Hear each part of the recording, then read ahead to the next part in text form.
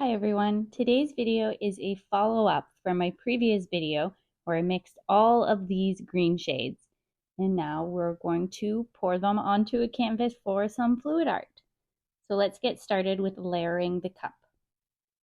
So my original idea here was, since it's all green shades, I'm going to try a sort of abstract leaf fluid art painting. So with this first small cup, I'm just adding a small amount of each color, and that is going to be the stem or the middle part of the leaf. And I'll let you know right now, what I envisioned in my head is not how it turned out. This was my first attempt of making a leaf fluid art, and honestly, it doesn't look like a leaf at all, so I will try again. But it turned out pretty cool, and these colors are great, so let's just go through the whole process of pouring this painting. I have my small cup ready to go for the stem or the middle part of the leaf, and now I'm using the remaining amount of paint here to fill up this larger cup. And since it is all green shades, they all go together nicely. So I don't need to worry about layering certain colors on top of another and it creating a color I don't like. So I'm just layering the colors one on top of the other. And I do like to keep in mind that the dark and light colors go really nicely together, creating some contrast. So you'll see as I layer them, I often will take the darkest shade and layer it against the lightest shade.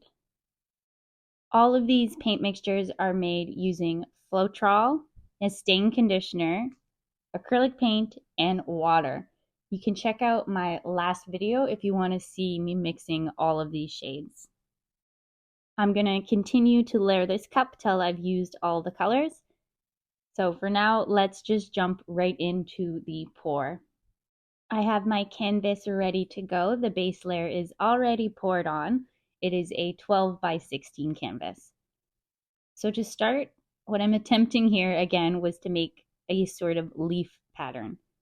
So I decided to go in with these triangle-like shapes, and then I'm using that small cup to pour right down the middle for the stem or the middle of the leaf.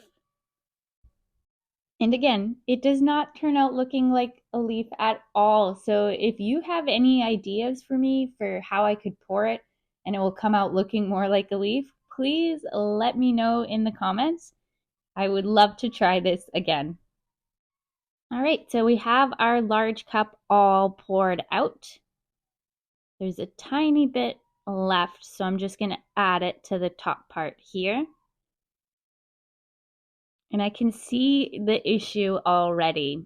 You can see that middle where the triangle meets is not a perfectly straight line. So when I go to pour that smaller cup over, you'll see right here, it doesn't cover right in the middle, and I didn't get that leaf effect. So it's in the middle at the end there, but as it goes to the top, you can see it's not quite centered. And I can only do straight lines with these cup pours, so this is the best we're going to get. Hopefully you can see what I was kind of aiming for there. And now I'm just taking a torch to get rid of any of those small little air bubbles. And now we will get to spreading it across the canvas. So I may have not got the leaf pattern right, but the consistency is just perfect. It is spreading very easily, just getting it over all the edges here. And the colors look fantastic. I love the contrast of the light and bright greens and the darker ones. So really happy with how the colors turned out. Just do a few more little adjustments here, and there we have it.